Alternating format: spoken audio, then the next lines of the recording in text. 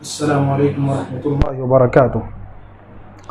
الحمد للہ رب العالمین والصلاة والسلام علی سید الانبیاء والمرسلین نبینا محمد وعلی آلہ وصحبہ اجمعین، اما بعد۔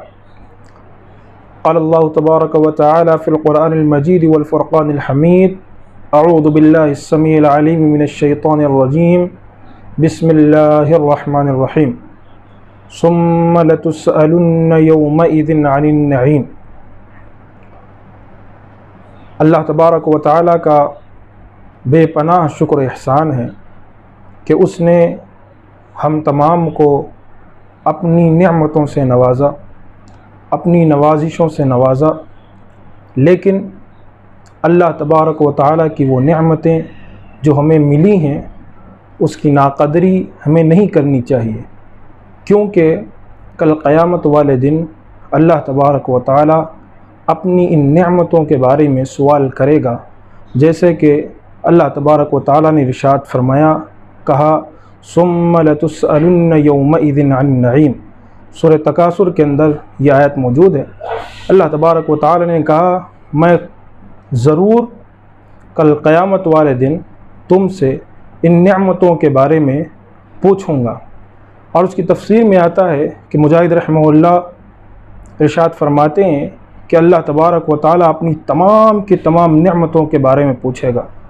اور جیسے اس تفسیر ابن کثیر میں حسن بصری رحمہ اللہ ارشاد فرماتے ہیں، اللہ تبارک و تعالیٰ اپنی ان تمام نعمتوں کے بارے میں پوچھے گا، یہاں تک کہ جو بندہ شہد کھایا ہوا ہوگا اس کے بارے میں بھی اللہ پوچھے گا۔ تو اللہ نے ہم کو جو نعمتیں نوازی ہیں ہمیں اس کی ناشکری نہیں کرنی چاہیے، شکر گزاری کرنی چاہیے۔ اور جیسے کہ واقعے میں موجود ہے کہ نبی کریم صلی اللہ علیہ وسلم ایک مرتبہ گھر سے باہر نکلے۔ ابو ہریرہ رضی اللہ عنہ راوی حدیث ہے، مسلم شریف کی روایت ہے کہ رسول اللہ صلی اللہ علیہ وسلم جو اپنے گھر سے باہر نکلے تو کیا دیکھتے ہیں کہ ابو بکر و عمر بھی باہر نکل چکے ہیں۔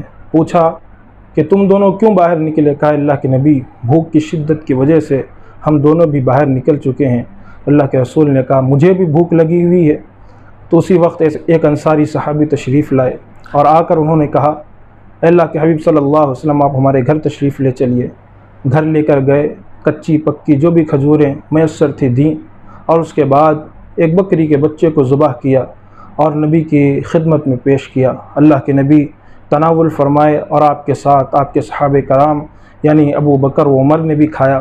اس کے بعد اللہ کے رسول صلی اللہ علیہ وسلم نے جو بات کہی اس سے ہم اور آپ کو ایک سبق سیکھنی چاہیے کہ نبی کریم صلی اللہ علیہ وسلم نے ارشاد فرمایا، کہا کہ اللہ تبارک و تعالیٰ کی وہ نعمتیں ہیں جن کے بارے میں کل قیامت والے دن اللہ تم سے ضرور پوچھے گا، سوال کرے گا۔